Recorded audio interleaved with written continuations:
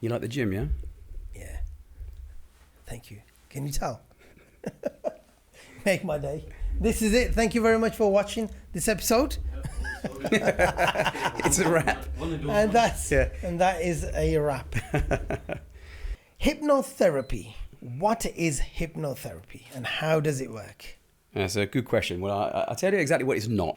What are the most common limiting beliefs that hold people back and why do they persist? Yeah, it's a really good question.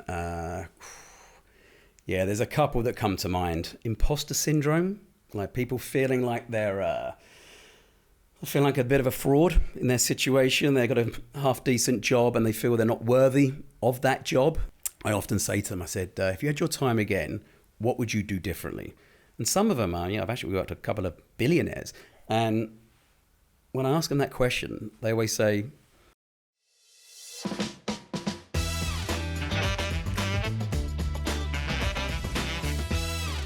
Welcome to Fitpod, where we explore mindset, performance, and transformation.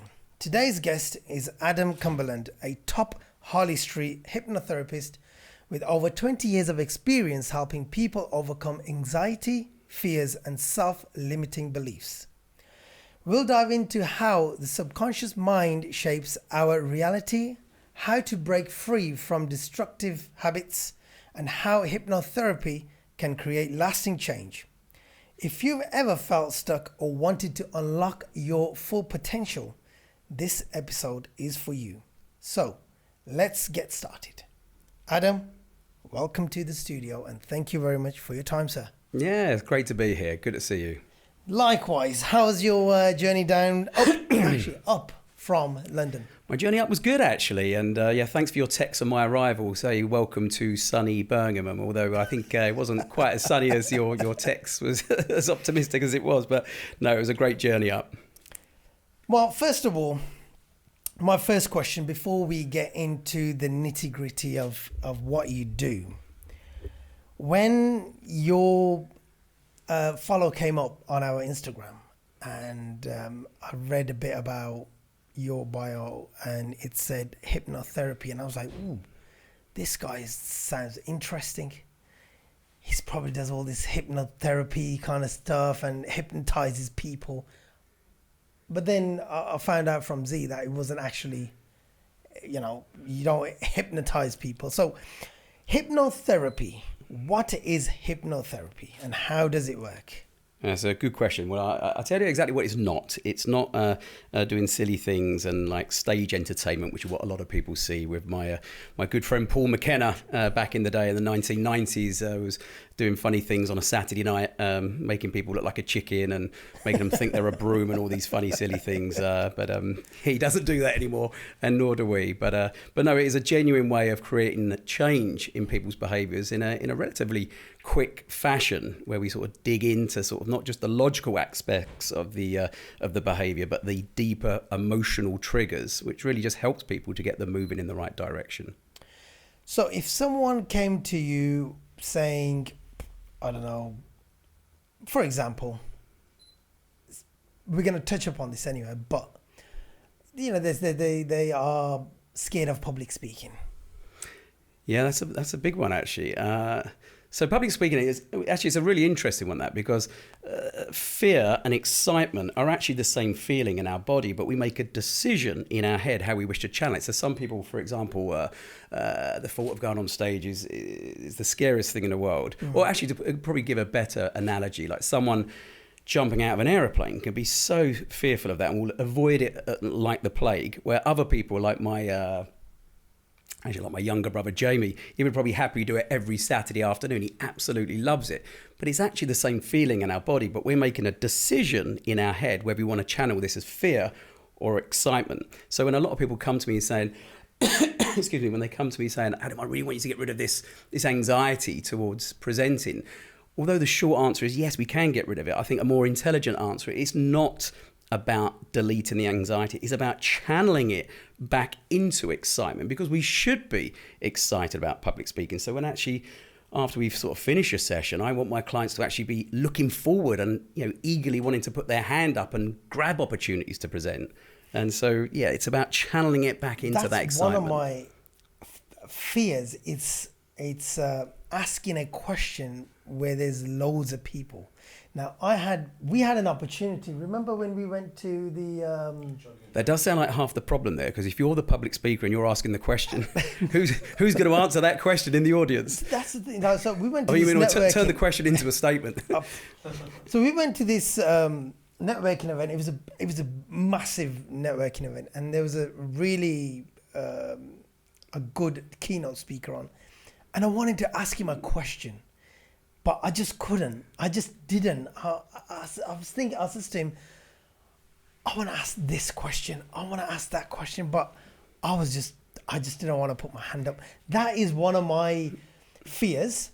Do you know what? Can I just jump in there for a second? Like right there in that moment when you're that hesitation where you want to ask something, you can feel it, but you've got that conflict going on right in your head. There's like, no, I'm not going to do it. There's, excuse me, there's kind of like an internal process right there in that moment. And it's kind of like three things that's occurring. I'll tell you exactly what they are. The first one is the visual representations that you're making on the screen of your mind, the things that you think about, but the visual things that you think about.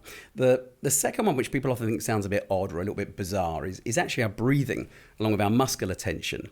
But the third one, which I think you'll be able to relate a lot more so to, is that internal dialogue that we have going on in the back of our heads. And the biggest critic any of us are ever going to meet in our lives is that little voice in the back of our head, which often feels like the almost like the devil and the angel sometimes, doing a bit of a tug of war. And but what you might find, maybe a little bit interesting is, as human beings, we have like 64,000 thoughts pretty much every single day. And about 95% of them are the same. So we waste all this time kind of thinking about the same stuff. But those thoughts are really based off of one fundamental thing, which is our beliefs. And a lot of people think our beliefs are sort of shaped in our childhood, which for the most part they are. But they're constantly being sort of changed and challenged into our 30s, 40s, 50s and beyond. So actually one that you can relate to, like to kind of explain a belief, a limiting belief, just very briefly. It's quite well documented. I have my own challenges with presenting myself to others, and for me, it was actually probably another layer back. Actually, it was more of a social anxiety where I struggled to engage with anyone, and now I love giving seminars, and it's one of my favourite things to do. But if I go back to, sort of like. If I go back to like early senior school, I remember being about sort of 12 years of age, actually about the same as one of my daughters actually, and I had my good friend, good old Mike, as my mum and dad still call him, and I remember sort of being in the school playground, and I still remember it quite clearly. These three lads come over, and they weren't starting any trouble or anything, and one of them said something to me, and in that moment it was all eyes on me, and I remember thinking, say something good, say something cool, and I said something. It wasn't particularly great, wasn't particularly bad, but I do remember feeling these strong feelings of discomfort. And so it kind of planted a bit of an idea that maybe I'm not as good as presenting myself to others, just like you were probably feeling in that moment when you want to ask that question. And so if you imagine that idea that maybe I'm not as good as presenting myself to others, if you imagine that idea as like imagine it like a tabletop. The legs that support that tabletop are like our experiences in life, our reference points in life. So I then remember going to this like house party and all these kids all running in. I was told at the last minute my good friend Mike couldn't make it. And so I very reluctantly, very nervously walked in, edged my way in.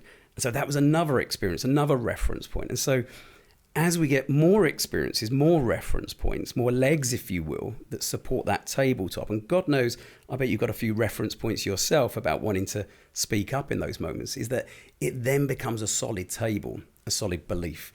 And what my job is to do is to kind of go in there and sort of knock out those legs on those existing... Dismantle the table, nicely said. Just knock out those legs, but more importantly, create new reference points. So when people leave, they feel that they're sort of operating from a new belief system, or to put it another way, a new attitude towards sort of presenting ourselves to others. A new Does that make sense? operating system. A new software update, absolutely. You just install a chat 18.1.3. 4.0 in you, you're cool, you go out there now and take over the world. But anyways, okay. Exactly. Our first segment is understanding the mind and overcoming limiting beliefs. Then my first question is, you worked with countless individuals over the year. Okay. What are the most common limiting beliefs that hold people back, and why do they persist? Yeah, it's a really good question. Yeah, there's a couple that come to mind. Imposter syndrome, like people feeling like they're feeling like a bit of a fraud in their situation. They've got a half decent job and they feel they're not worthy of that job. So imposter syndrome is really, really big at the moment. And I think one of the biggest ones is, which is certainly one I can relate to on a personal level, is just feeling that you're not good enough, you know? And that really does hold a lot of people back. And I think the biggest lie that we will ever tell ourselves is that we can't change. I remember when I was growing up, I had a couple of friends. I won't mention their names, but I'm sure if they're listening, they know who they are. But one of them, he's so charming. You know, he'd just say anything. He'll go to a club or a bar that no one's been to before, and within 5 minutes, every girl wants to sleep with him. Every guy wants to hang out with him. And then I had another friend that just everything he says is just funny. You know, he's just a funny guy. And that was not me. I was a bit of a chunky monkey back in the day, as my mum used to call me. In fact, my two older brothers still call me Fat Man and Fatso today, believe it or not. And I thought I couldn't change. But that is actually the biggest lie we can ever tell ourselves. You know, change is possible, and for everyone. But it ultimately it takes a decision for that person to actually want to change. So did I answer your question? Sometimes I go on a bit of a tangent. Did that sort of? I think that answered your question, didn't it? So, the most common limiting beliefs, that's the question. Like, yeah. What are they? Are they, like you said, you know, they hold themselves back? Not being good enough. I mean, that's a big one. It's a really big one. And how does that, so how do you explain the science behind limiting beliefs? Why do people think that way? Is it some kind of childhood trauma, or they've gone through something? Do you know what? Sometimes, but not necessarily. Sometimes it can be things that we've actually seen on television. I talked about we have about 64,000 thoughts a day. And so we want to be very careful about which thoughts we take in at which time. And so sometimes someone might have had a bad experience in the working environment, and then they just start overthinking about it. Mm-hmm. And as they start overthinking about it, they start believing that much more. That's why there was something on Netflix. I've been living in my house for the last 10 years and very comfortable. It's a lovely, safe area. And I late at night, it was about this serial killer on, I can't remember what it was, on Netflix thing. And that night, after watching it, I was waking up in the middle of the night. I was checking the locks. I was making sure the house is safe. Because for the first time, because I was putting bad things into my head. That's why before I put my kids to bed, I always say to them 3 things. And they know what 3 things means. That means 3 things they're grateful for the day. And they go, oh, I'm so thankful and grateful. I've got a great dad. I said, yeah, that's a good one. I'm so thankful and grateful. Don't ever change that. Yeah. And then you could see that sort of softness on their face, and then they go to bed. And so when they're ruminating those, 27,000 thoughts and those 8 hours that we're sleeping, they're going to be ruminating those good thoughts, which only actually empowers us. And when we wake up the next morning, we wake up, rather than waking up with the wrong foot on the wrong side of the bed, we wake up with actually a bounce in our step where we actually want to move forward with a bit of gusto. So do you reckon it's more of a psychological thing, or is it more neurological thing when people hold themselves back? Well, I think it's both. I think it's absolutely both. It's definitely conditioning, but we just want to make sure we're constantly surrounding ourselves, especially with today's society now, with Instagram, Facebook, everything is just like immediate gratification. And it's like, actually, we want to be really careful about what we listen to. In fact, one of the things I actually like on Instagram is I've got this thing called the Good News app. I love that thing. I mean, I wake up in the morning and the other day there was a 83-year-old woman done longest zip wire in Dubai. That's the kind of news I want to listen to. Lottery winner gives 100% of his cash away. Fantastic news. I mean, That's the kind of news I want to listen to. What's the app called? the Good News app. The Good News app. That's a good one. They're getting a good little promotion here.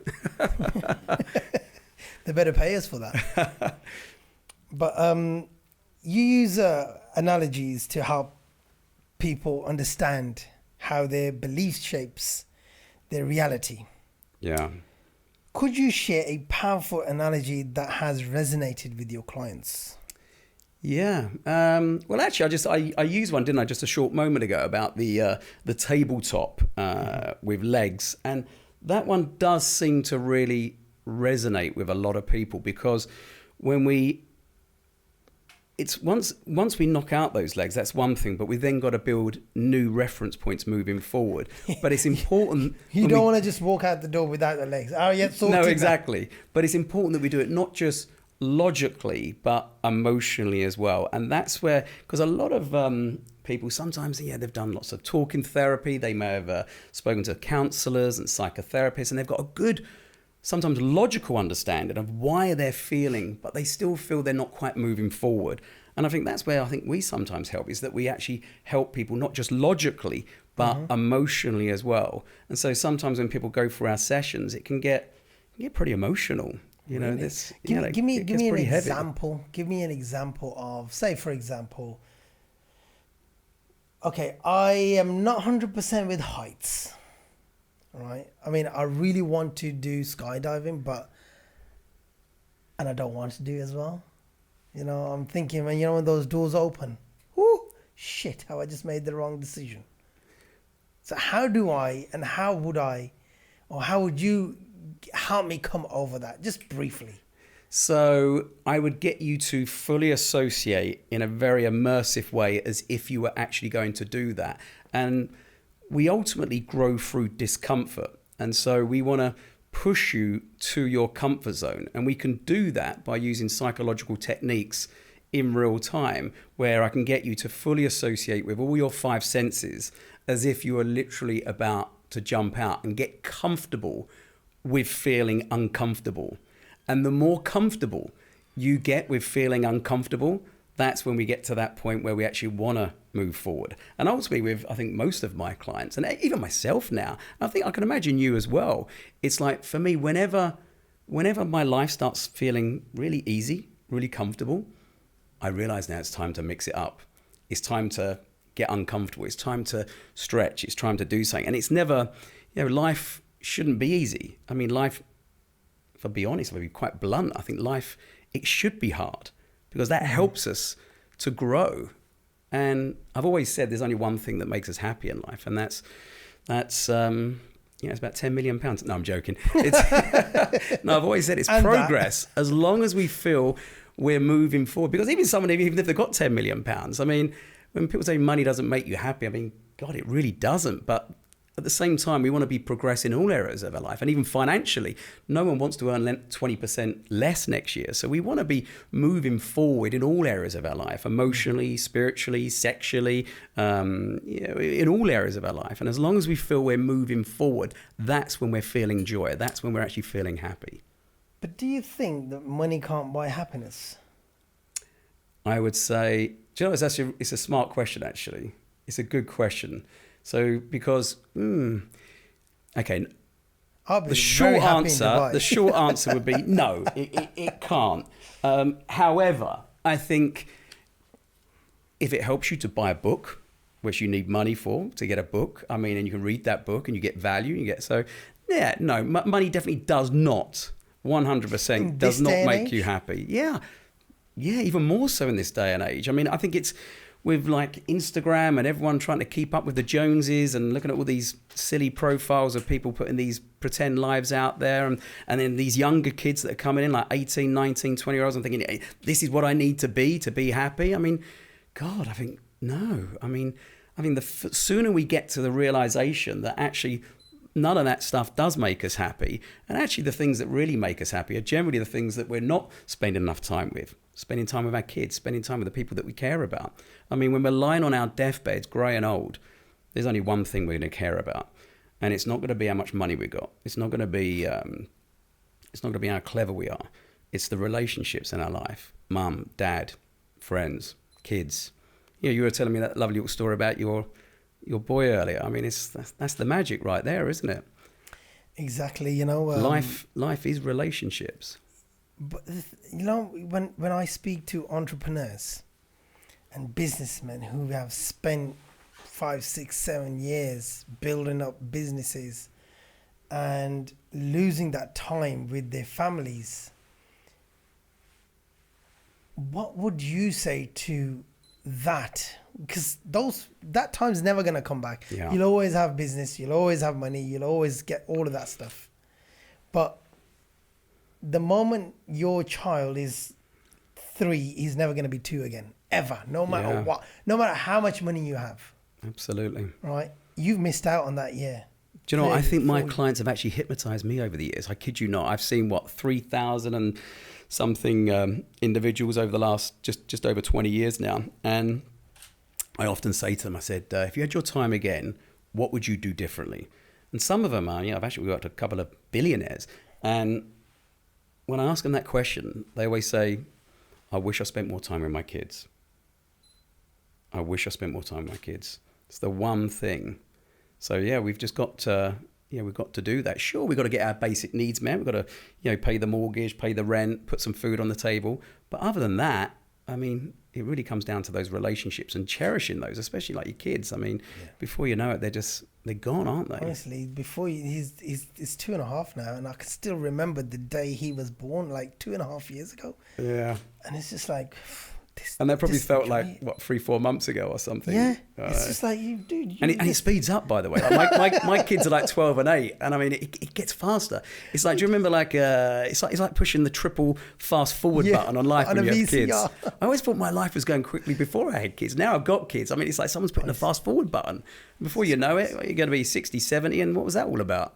Yeah, it's just really scary. And I always say to people, especially entrepreneurs, like, is it worth it? Losing that money? Losing that time?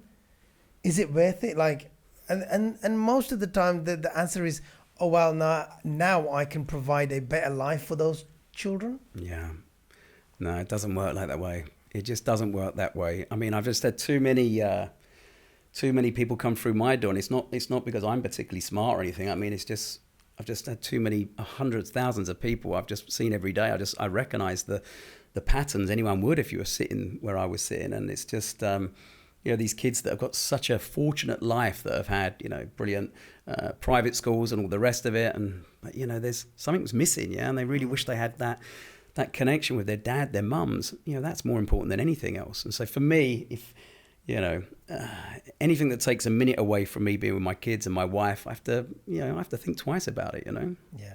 It has to be a value of you going away from your kids, right? Yeah. It's like, now what I'm doing now is hopefully it's going to be a value to someone. Yeah. And it's going to change someone's life with these podcasts I'm doing and stuff. And that's what it is. But like, I've been following your podcast for a while, and I think you give tremendous value on these things. And you can really tell that you're a good family man. Even when I was talking to you earlier, you can see you're itching just to get back to see your son again. You want to get this podcast done as quickly as possible so you can get back to what you really care about, which is your son. Baby in the relationship.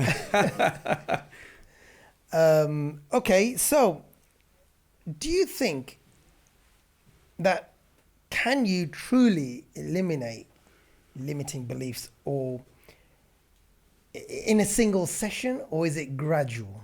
It's a really good question. Well, I'd like to think so, because I've been doing it for 19 years, 20 years now. So no, absolutely. And in fact, we actually used to help people. If I go back to, God, it must be 11, 12 years ago now, I did actually used to help people over 4 sessions that were about 45 minutes long each. And then we reduced it to 3 sessions, about an hour. Then it was 2 sessions, about an hour and a half. And now we do these very extensive sessions that are about closer to about 4 hours long. And the reason for that is when we were doing the shorter sessions, by the time we'd actually had a decent conversation, by the time we relaxed the patient down where our sort of tools and techniques become very effective, the actual tools, techniques and hypnotherapy was often maybe 10, maybe 15 minutes long, and therefore sort of having to do more sessions. But for example, my client like this you finished with yesterday, it was for chocolate addiction, funny enough. when she opened her eyes, I said to her, how long do you think your eyes were closed for? And she guessed 15 to 20 minutes, but I kid you not, it was a little over 2 hours.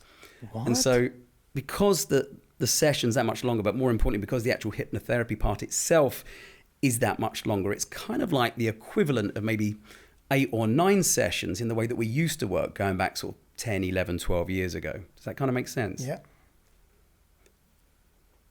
Yeah. So then what happened with that lady then? She doesn't like chocolate anymore, or she calmed down? Well, actually, that's quite interesting because actually, we do get a couple of phone calls every week about chocolate, and they do tend to be women, if I'll be honest. And they often say, they always say, I want you to make me hate chocolate. And then after we talk about it, we realize that actually it's about creating moderation. Yeah. And most of our clients do actually want to just be moderate. I mean, I was told when I was 19 I had a chocolate addiction, which was probably the worst thing they could say, because after that I was like, Mum, I've got a chocolate addiction. Take me to the newsagents. Let's get some more Dairy Milk chocolate bar. And it probably helped me to put on about another 1.5 stones, if anything. And but actually now, do I still eat a little bit of chocolate? Now, yeah, I do. If it's Easter, do I have a little bit of chocolate? I probably have a little bit of chocolate. In fact, on my coffee table at home, we've got this big, my wife has got this big shallow bowl, and inside it's got all these little chocolate celebrations, like the Quality Streets and the roses, because she thinks it looks pretty. And I mean, there would have been a time I would have worked my way through all of those. And at the end of the night, I would have been scratching around the floor, picking up all the wrappers, and looking for another one. But now, I could go a week and don't have a single one, and maybe I might have 1 or 2. I can't remember the last time I had more than 2. But actually, my client yesterday, I said, what about moderation? She didn't want moderation. She genuinely wanted to be done with it. Wow. And like if I'm working with someone like an alcoholic, you really do. You can't go back there. You've got to switch it off and not go back there. And she wanted it to be the same way. So with her, we done something a little bit different, where we actually turned it into almost like a repulsion. So now when she thinks about chocolate, it actually makes her feel a little bit sick.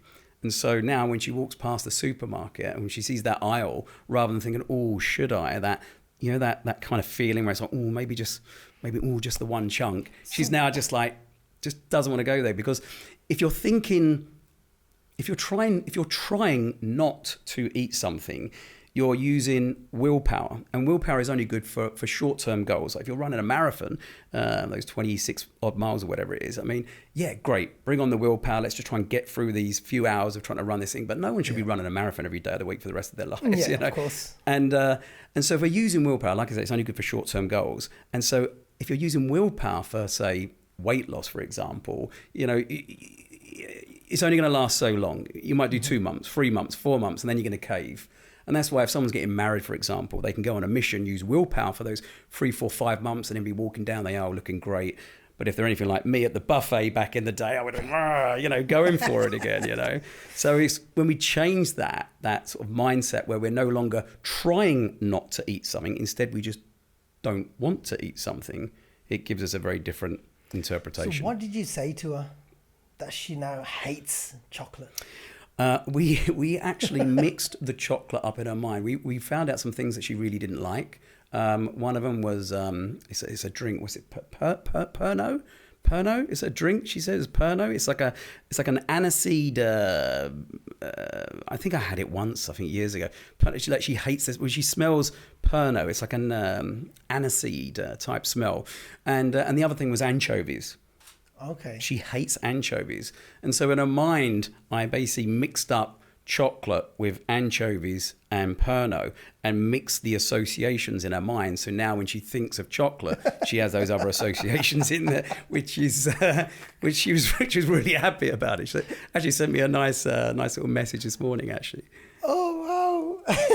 So you literally take something that you don't like and you just kind of mix it with that. And that's it. Yeah, pretty much. Obviously, we do that over about a 3-hour process. But at the crux of it, that is ultimately what's going on. Yeah. Wow. But can you tell someone just by looking at them, with your experience, can you tell that somebody is holding back?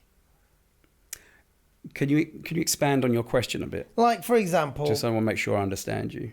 Are there any early warning signs that someone is holding themselves back from something, from what they want to do, like myself. I think, I'm not sure if this totally answers your question, but I've got a feeling, I think I know what you mean, but sometimes we get a lot of inquiries coming through saying, can you stop my husband from doing this? Can you stop my daughter from doing this? Can you stop my dad from doing this? And that's often a bit of a telltale sign that that person isn't actually ready to change. Because I've always said people really need two things to really ensure that they can actually get benefit from these sessions. And the first one is that they've got to want to change for themselves, not because anyone else is telling them to. Yeah. And the second one is being as open and as honest as they can. Because when we go through, we have this very extensive sort of information gathering process that we go through for a good about hour and a half to 2 hours, where we talk about earlier years, teenage years, key relationships growing up, and intimate partners, where they are now, where they want to be in the future. And so the more open and honest they can be. And sometimes when we go through that initial talking through, there has been only a couple of occasions, if I'll be honest, like just a handful, maybe 4 or 5, maybe over the last 10, 15 years, where people didn't want to share. Maybe they had a job that they were a little bit embarrassed about. Like there was one girl that come to mind that she was, I said, what do you do for a living? And she didn't want to tell me what she'd done for a living. And I was trying to help her. And I said, remember, I said on the phone, be as open, as honest. And she goes, yeah, but you don't need to know. It's okay. I was like, oh, okay. And then she went away, and she phoned me up about a month later. She goes, Adam, I really enjoyed the session, but I feel I'm not quite where I need to be. And I sort of checked my notes, and I said, look, don't worry, come back here. And I said, but remember, be as open, as honest as you can. And then so she came in again. I said, we eventually sort of got all the niceties out where I said, so what do you do for a living? She goes, we don't really need to. I said, oh, not again. I thought, she's not going to tell me again. I said, and she goes, okay, I'm a dancer. I said, oh, great. What kind of dancer? She goes, oh, it doesn't matter. I was like, oh, God, here we go.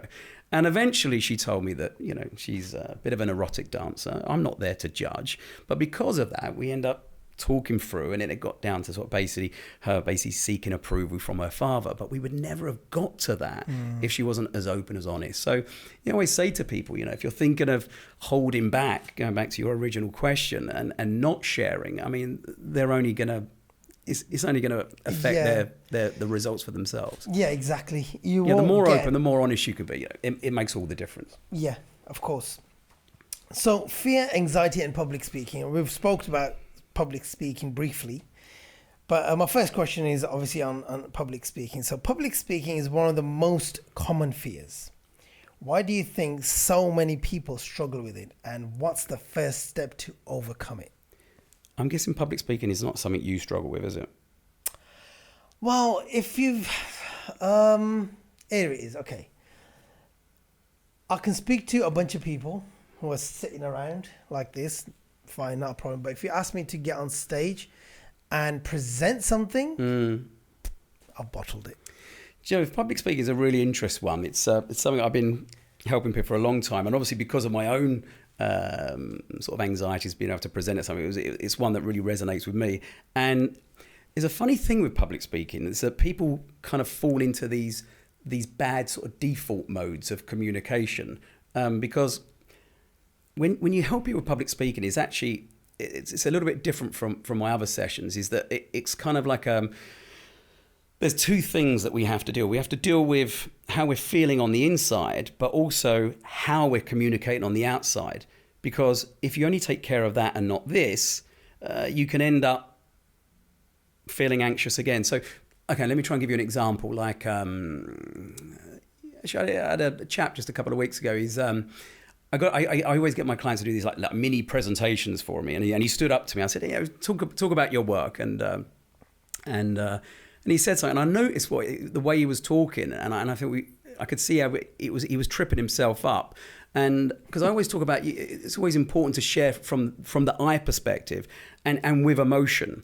And so, for example, if I try and do it the wrong way, which is the style he was using. I lived in Australia for a few years, so okay, I'll try and do it the wrong way. Australia is really good. It's amazing there. The weather's fantastic. Great opportunities for young families, and it really is amazing. So we want to, by using it's and we've kind of put it out there. But now if I use I perspective with emotion, so there was no emotion with what I just said there, and I didn't own anything that I said. But if I now say, do you know what? I lived in Australia for 3 years, and for me, it was the best 3 years of my life. I loved it out there. I felt like my accent made me a bit of a hit with the ladies. And do you know what? I love the sun. I mean, as long as that sun is on my back, I got a smile on my face. Can you feel the difference? Yeah. I perspective with emotion. And when you talk like that, you can stand up there all day. But when you talk by putting it out, so people need to swap any of those it's that they're saying, swap it's to I. When you own it with I, because otherwise, you actually, if you talk in that poor language, you got about 60 seconds, literally, it's 40 to 60 seconds before you start to feel very anxious, where you want to stop and get the hell out of there. And your audience is looking at you and they're thinking, I really want you to stop, and you need to get out of here. and the anxiety takes over. That's my fear. It's like, what are people going to think? I don't know. I've never done it. I might kind of just pull it off, or I might just absolutely bottle it. I don't know. I've never done it, but it's that getting on the stage and trying it. Like a little tip for you, by the way, before you give a presentation, before you go on stage, before you give a podcast, like if you change your body in a radical way, it changes how you feel in a radical way. Like for example, if you if you go and if you wake up in the morning and someone might, your colleague here might say to you, "Oh, what's your thoughts on that meeting we had last Thursday?" And your answer might be, let me think, and then eventually an answer will come. Yeah. But if you go on a treadmill for 10 minutes or 20 minutes or whatever, or you go into the gym or something like that, you got into your body, you've moved your body, and he says to you, what did you think of that meeting last week? Do you know what? I think it was really good. Let's set up a second meeting. Let's make it happen. The answer just comes. There's no time lag. And when there's no time lag, then you're also beating what sometimes people call like the 3-second rule, which is when that anxiety literally takes about 3 seconds to sort of come up and take hold of you. But when we get into our body, it's just a nice way of interrupting that pattern. So, confidence. Confidence, yes. Now, you help people with social anxieties, the deep-seated anxieties. What's one technique you could share with our listeners to manage their anxiety in real time? So you mentioned about the confidence thing just before that. Confidence is a really interesting one because a lot of people think confidence is something you're born with. Yes. Something. He's a very confident person. Yeah. Look at him. He's naturally confident. Yeah. Look at him go. Isn't he good? That's the typical. Yeah. And it's like, and you see something, it's like, oh no, but he's confident. And I think a good way of looking at it is that no one is born with confidence. Confidence is not given. It's not confidence. It has to be earned. You have to build yourself up with confidence. It doesn't matter what it is. I mean, I've been avoiding social media and things like this for. I didn't think I was ever going to do things like social media and podcasts and things like this. I thought, I'm getting a little bit older now. I don't need to do that stuff. And more people have been asking me to do it. And I've been like kind of batting it off and not wanting to do it. And then I've realized that I want to get into doing more training in the future now. And actually, I do need to do this. And so when I'd done my first video, I mean, I felt a little bit of, my confidence was not there. I remember if I go way back when I done my first seminar, it was barely a seminar. It was like it was 8 people sitting around a table, and wow, but really? It was a bit of a stretch of my comfort zone because I've only ever sat around two people before. Right. Now I've got 8 people, and then I done 25, then I done 40, then I done a lovely seminar, actually, 325 people to the late David Wygant, bless him. He just passed away last year. He was a relationship coach over in California. And but for 3 hours, I was talking to 320 odd people or something. And I was just loving every minute of it, But we have to build ourselves up. So confidence has to be earned. And in fact, one of the things I do with when helping people with social anxiety, I developed this quite a while ago, actually. I call it my 15 social freedom exercises. So once I've worked with them, I give them these 15 social freedom exercises. And basically each one gets progressively a little bit harder. And I get them to rate their level of comfort of 1 to 10. So you do these 15 exercises and you can have a number, somewhere between 0 and 150. And I tell them to do them twice a week for the next 4 weeks. And at the end of those 4 weeks, you'll see each time they do it, the number jumps each time. Because although it tricks the brain, because although the brain will like, hang on, I'm never going to do this kind of silly exercise again. But it's like, but the brain goes, well, if I can do that, having this conversation over here, that's easy. And so it just kind of tricks the brain, but it's done in a nice manageable way where it's not just like, it's not like, okay, let's just go from, you've never done a single presentation before, there's 325 people, go get on with it. It's a nice way of building people up in a very quickly way, but in a swift way where they've actually got that confidence built into them. So how does hypnotherapy differ from the traditional therapy in dealing with anxiety then? So what makes it so effective? Yeah, no, that is a good question, and I do actually hear it a lot. I think with traditional therapy, I mean, it's a lot of talking. And in fact, I feel for a lot of therapists sometimes. A couple of them are really good friends of mine in my building, because the part of the therapy is that the person has to, they don't necessarily feel particularly good at the end of the session. And quite often they're getting clients that are very upset and complaining because they're actually feeling bad. But I think with hypnotherapy and our sort of tools and techniques that I've sort of developed over the last 15 years, I think it's a much deeper, but I think that the fundamental difference is that we're doing it not just logically through conversation, through typical therapy, talking therapies, but we're doing it emotionally as well. I mean, so during the actual sessions, they can actually go through probably all of the emotions they've possibly ever experienced in their lives, and sometimes they find a few new ones, and it can get pretty heavy. I mean, just yesterday, she was, people get pretty tearful, it gets pretty upsetting, and it's. But then when they come out the other side, I never get bored of seeing their faces afterwards. They look like they've had Botox there. Their eyes are sparkling, their mouths are smiling, they're showing teeth just like you, and they got their faces are lifted, and that just that's priceless for me. Is it? It really is. I mean, I never get bored of seeing that look. That must be amazing, because that person. No, it's heavy. It gets heavy, but yeah. But we always finish in the right place. But it's important that we, you kind of have to go through the dark sometimes before you can see the light. And it must be really satisfying as well when you see someone, and they have been going through all of that for so long throughout their life, and they're probably 35, 40, 50 years old, and then now they've had that chance to kind of express themselves and come out on the other side feeling lighter. I mean, that's inspirational. Well, I think feeling lighter, that is probably the most typical term I hear, or it feels like a weight has been lifted. Yeah. We hear that one a lot. I mean, we've got like hundreds now of sort of video testimonials and Google reviews, and that's probably the most common thing I hear. It's lovely. It's really nice. In fact, I just recently turned 50, and we're all on holiday, and me and my friends that I grew up with, and we're all saying, when are you going to retire? And I'm like, why would I want to stop doing this? I might work 1 day a week less, 2 days a week less, 2 days a week less, but no, I just love it. It feels good. I mean, if you take this away from me, I mean, I think it'd be a sad day. Yeah, you're going to be looking for a hypnotherapist yourself.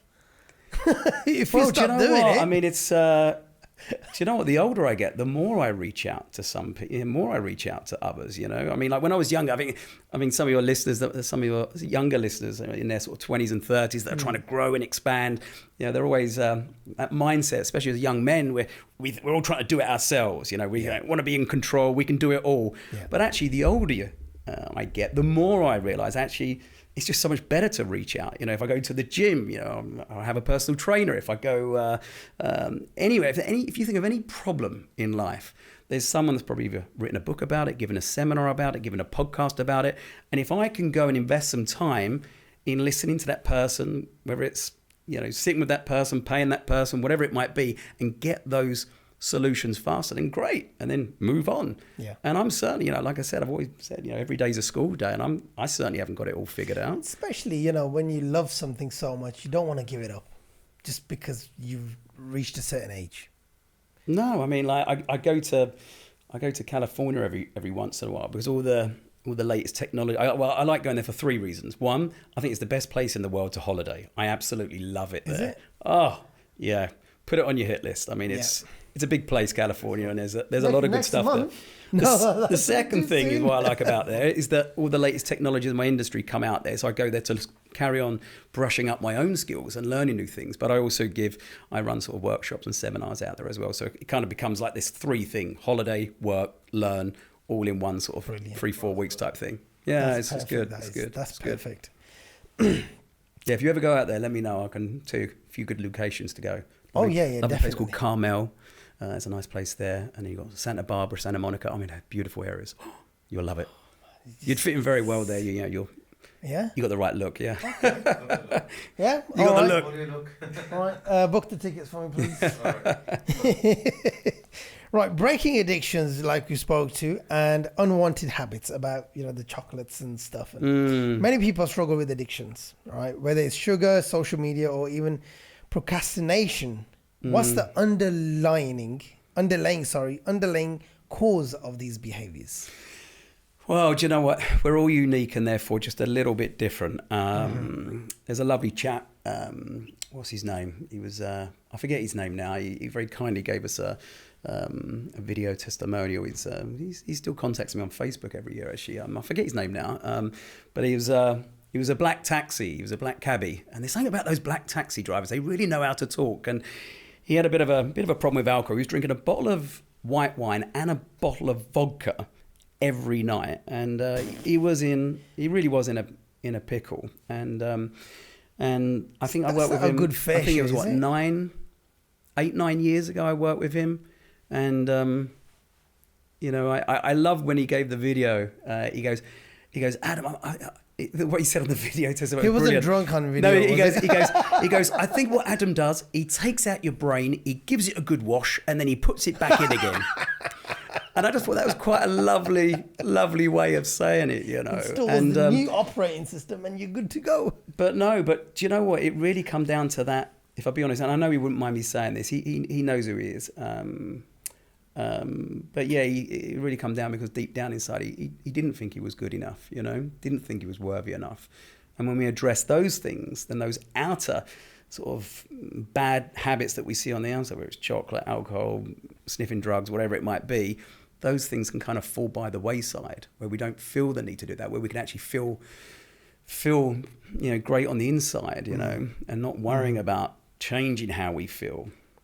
Is there a psychological switch that can help someone stop any unhealthy habit instantly, or is it a gradual process?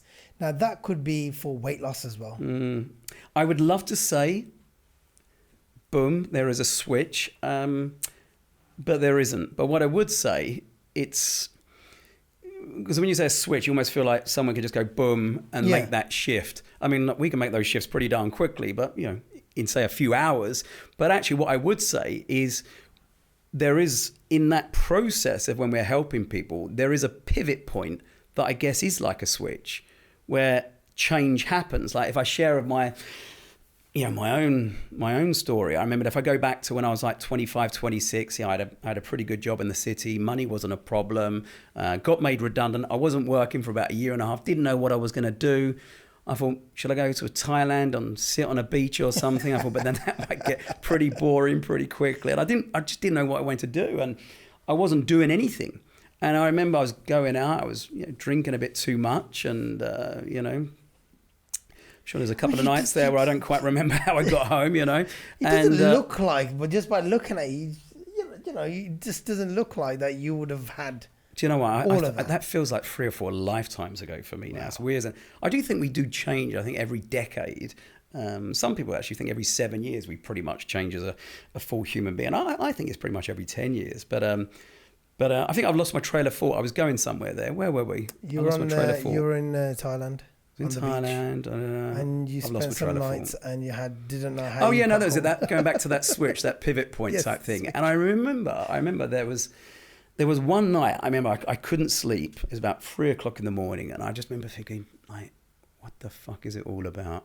Sorry, my language. If That's all right. And I remember I'd like tears in my eyes, and I just thought, like, I mean, like, you know, what's it all about? And what few friends I did have, that, you know, they were buying little flats with their girlfriends, and some were getting their own apartments, and they're like moving in, getting engaged, getting married. And I've just had a few drunken one night stands with girls. I can't really remember what they look like. And I'm thinking, I'm clearly not on the right track here, but I didn't know how to change. All I knew is that I felt bad. I felt crap, you know. And I remember it was about 3:00 in the morning. I had tears in my eyes. I got out of bed, and I got, you're a little bit younger than me. Do you remember before Google? I think it was Ask Jeeves. Do you remember that one? The little butler man in the corner. Absolutely. The little butler man. Yeah, big and moustache. I got on my little Dell computer back then. Ask Jeeves. Do you remember that? Yeah. No, you don't. Yeah, he's saying he's I'm not sure if he does remember, but it's the little butler guy in the top right hand corner, I think it was. But I asked Jeeves, and I remember I was opening up my laptop. I was, you know, my belly was hanging out. I was sitting there in my boxer shorts, and I just typed. I didn't type in how to lose weight. I didn't type out to get rid of anxiety. I just typed in how to get core confidence. I remember. And because someone said to me there was a difference between confidence and core confidence. And that's where it just come up with all these different things, NLP, life coaching, hypnotherapy, and it all just started from there. And I remember I was reading through, and there was this seminar with Richard Bandler and Paul McKenna, and I read it, and I bought it. It was about £400. And I went to this seminar about 3 weeks later, and then that literally started my journey of just moving in the right direction. But I think, going back to your original question, that pivot point, I would say, was probably that 3:00 in the morning, because I just got to that point where I was like, do you know what? Enough's enough. And I think you need to get to that point where, you know, you've got to take that responsibility for yourself. You know, I remember I was blaming other people, having resentment towards certain people. And it's like, actually, you know, when you get to that point, it's like, no, actually, I'm in the driving seat. Nothing's going to happen unless I do something. Yeah. And I think people need to get to that point, and then change is possible for everyone. And is that the same for weight loss as well? Because a lot of people think, oh, you know, I like too much of this, or oh, no, I'll do it later, or, you know, how do you guys do this, and how do you lose weight that? How can you eat clean food all the time, all of that stuff, you know? Yeah, I mean, it's all just conditioning. I mean, absolutely, with weight. I mean, but, you know, for me, I remember I said I always should have bought shares in Cadbury's. You know, I mean, I would have made more money than Bitcoin. You know, it was. I mean, I eat chocolate and then come and see me. But the thing is, I always felt. I remember just thinking, if I could just get rid of this weight, I'd get the one thing I really wanted back in the day. I just wanted a girlfriend. But there I was in the evening, boom, dairy milk chocolate again, you know, and I was just like, but it was I was feeding something, and it was just giving me that short term bit of happiness in that moment. But then afterwards, I mean, immediately afterwards, I was just feeling, oh, there you are again, and then the negative self-talk, that inner voice, the inner critic, giving myself a hard time, and just doing that same old cycle. But even when people, I mean, I remember, like, back in the day, I always used to have 2 cups of tea, 2 sugars with my tea. Mm-hmm. Now I don't have any sugar in my tea. And the taste buds, you can train your taste buds, yeah? I mean, like, I remember when I had no sugar in a tea, when you used to have 2. I mean, it tastes disgusting, yeah? Yeah. Now you put 2 sugars in my tea. Now that tastes disgusting. Yeah. So your taste true. Buds can be trained. Yeah. It's like when I'll have my tea, I'll have a really, really minimum of sugar. Probably brown sugar anyway, or if there is, I'll have a quarter of a teaspoon. Yeah, just that. A quarter, or 1/8. Yeah, that, or I won't have it. Right, doesn't make any difference to me. It's fine. But again, with green tea now, I can't even have honey in there. Yeah, it's just, I want it raw. Yeah, I like it raw. Green tea. That's where the taste. Otherwise, it just becomes that.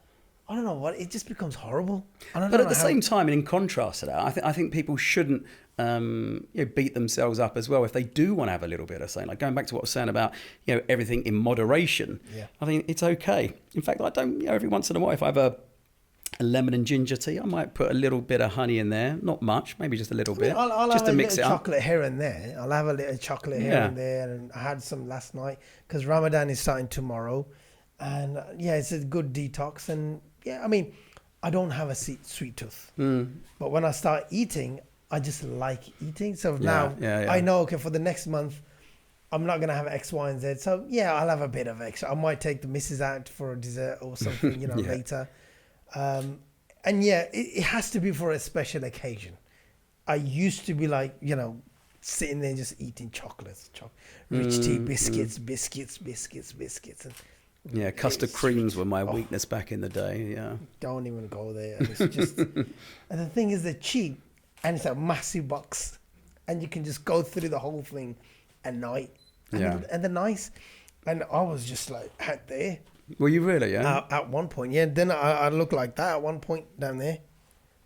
Oh wow! Yeah. And now I'm in moderation. I'm all right now. I still need to lose a bit. What was your nickname that your mate used to call you? Nothing. Moving on.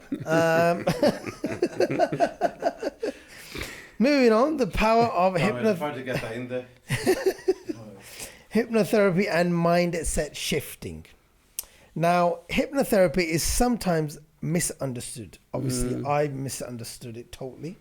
What's the biggest myth about it, and what you'd like to debunk?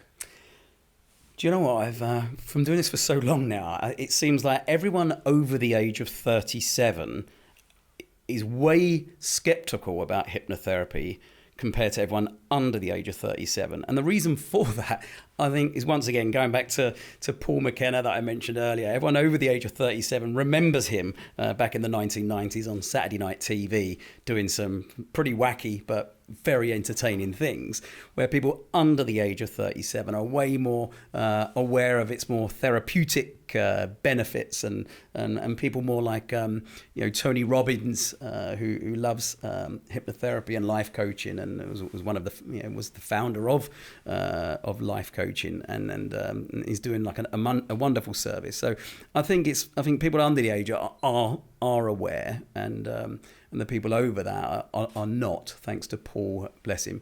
And but does that sort of answer your question, or did I? It does, but like a myth about hypnotherapy, like I thought, it was. Well, you mean like the watch thing? Yeah. Where some things like like you hypnotize and do what you got to do, and then boom, you're a new. I think to explain, I think like my background's in quite a few things, relationship coaching, so many things, but I think to explain hypnotherapy in as few words as possible, it's focusing your mind on one thing to the exclusion of anything else. And so although it is a lovely state of relaxation, what it really is a heightened state of concentration where you get to focus on one thing to the exclusion of anything else, which for guys, for you and me, I mean, it's quite a regular state, because as human beings, we can focus between sort of 1 and 6 things at any given moment. Guys, we're between 1 and 3. Women, they're between 4 and 6s. That's why I can sit on my sofa sometimes looking at my wife doing half a dozen things really successfully, and I'm almost exhausted just watching her do all these things. Yeah, I mean, where is that normal? you give me more. It is for them, but for us, I mean, you give me more than. Like, you give me 2 things to do at any given moment, my world starts crashing down very, very quickly. That's what my wife says, and I'm always in denial. She goes, "You can't multitask. You can't do that." I says, "Of course I can." I'm the man of the house. What's wrong with you? It's a gift that they have, and we can't do it like that. It's they can do 4 to 6. We're 1 to 3. We cap out at 3. I mean, I think I cap out at 2, if I'll be honest. What about yours? 1. What? What 1? Yeah, 1's, that's the default really for men. Well, yeah, you have a point. You worked with high achievers, business lenders, and everyday individuals. Is there a common thread among those who transform their mindset successfully? Is there a common thread on how they? I think it goes back to a little bit of what I said earlier. As long as they want to change, you've got to want to change, and I think as long as they want to change, then they're going to get the results they want. So, I would say that's probably the biggest common thread. It's the desire to change. Not because someone wants you to. You've got to want it yourself. Mm-hmm. If someone is listening, well, last couple of questions now. If someone is listening, If someone is listening, hopefully you've got more than one listener, hopefully, on your podcast. I hope they are listening. And they want to make a change but feel stuck. What's the simplest but most powerful step they can take today? Yeah. Do you know what? It would be this. Admit you have a problem. Put your hands up and say, admit you got a problem. Because most people are generally in denial. They won't actually admit that they've got a problem. It's very easy to mask it. We can, as we get older, we can start giving sort of elaborate stories and stuff, and then we start believing the stories, and we've kind of shaped our life. We've avoided certain things, or going back to the public speaking thing, for example. You might be if you've got a corporate job, and I work with quite a few corporates, and let's say the boss says, "Oh, does anyone want to give a presentation on such and such?" And Bob puts his hand up and says, "Yeah, I'd do it." And Steve, who maybe feels a little bit anxious about public speaking, but won't admit it to himself, is, "Oh, yeah, no, I'm more than happy for Bob to do that. Yeah, no, you go, Bob." Yeah, and it's like, but actually, he's not really owning up to himself, But the thing is, we can so easily go through life just adjusting our lives accordingly, because let's be honest, you don't have to present, do we? We can adjust our lives with so many different things. And I think that's the saddest thing, because we can get all the way down to the end of our life and we've actually adjusted of our lives and we've been pushed from pillar to post, where actually, if we take control of that, we really can shape our lives and take it in any direction we really want to. True. And you have some notes there which you wanted to talk about. Yeah, I brought a few little notes. I think we might have actually covered a few of them in your excellent questions that you've been asked. Oh no, there was one I jotted down actually, because I'd done it about 3 months ago. It was we'd done this little test on people. I know people, your listeners, I know a lot of them are quite interested in weight loss, and I'd done this experiment. We got 40 people in, I kid you not, and we made sure they didn't have any breakfast, and they came at about 9:30 in the morning. We had 40 people, and we split them into 2 groups of 20. And everybody got the same full English breakfast. It was 1 sausage, 1 bacon, some bits and pieces on there. We blindfolded 20 of them. The others were not blindfolded. And then we said, enjoy your breakfast. So you got the 20 over here, they're just enjoying their breakfast, and you got the 20 over here, but they're blindfolded. So they saw their breakfast, we put the blindfold on them, and then they were allowed to eat. So they saw it once, then they were blindfolded. What was interesting, the 20 people that started eating their breakfast, they all polished it. For the most part, they pretty much finished all of the food, and they were all done in about 10-15 minutes. The 20 over here, most of them, the average, only got halfway through the food, and then they felt full up, and it took them 35 minutes to get there.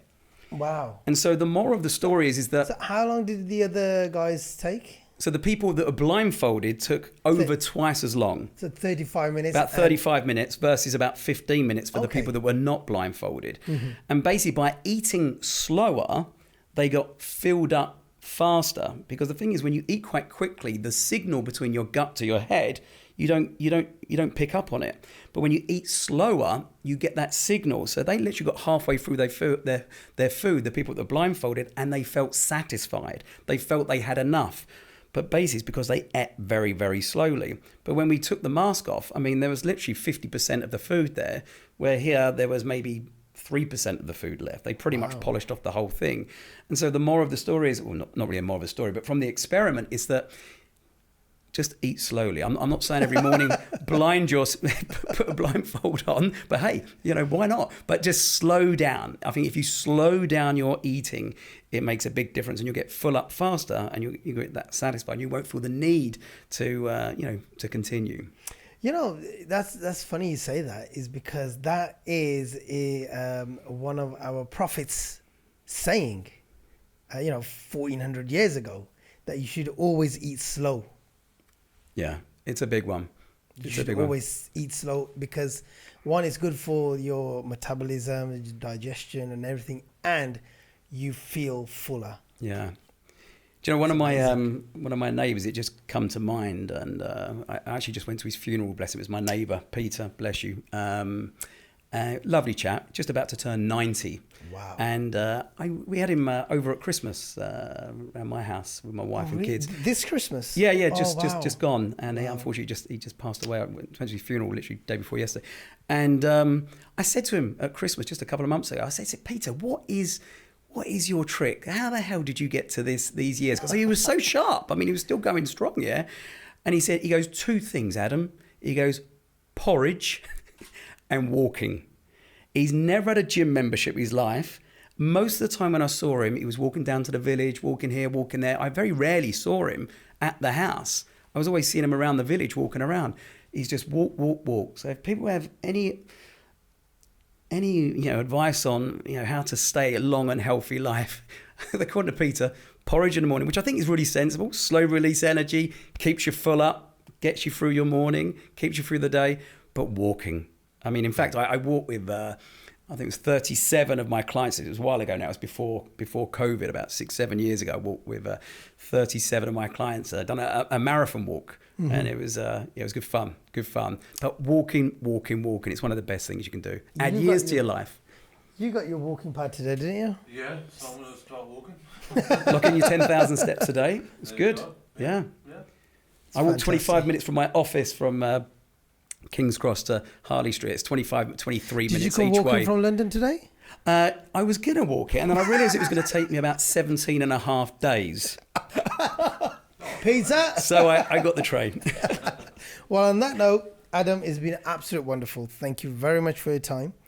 Yeah, no, And I've really enjoyed it. It's been good fun. it's been a pleasure having you on, and I hope that anyone who's listening, they make that shift, that switch, they change that switch. I've lost what I was saying now. Great. Yeah, but They- you're they doing a make great that service. switch. I love this podcast, and keep Make up the that good work. switch and make a positive change in their life, and either through this podcast, or they can contact yourself. Where can they contact you? You're based in London, obviously. Harley Yeah, Street. we're in central London in Harley Street. I've been there for well over a decade. Cumberland Hypnotherapy .co.uk is our websites, and we're on all the social media, Instagram, Facebook. If people just Google my name, Adam Cumberland, plenty comes up. Adam, on that note, thank you very much, sir. Pleasure. God bless. Thank you.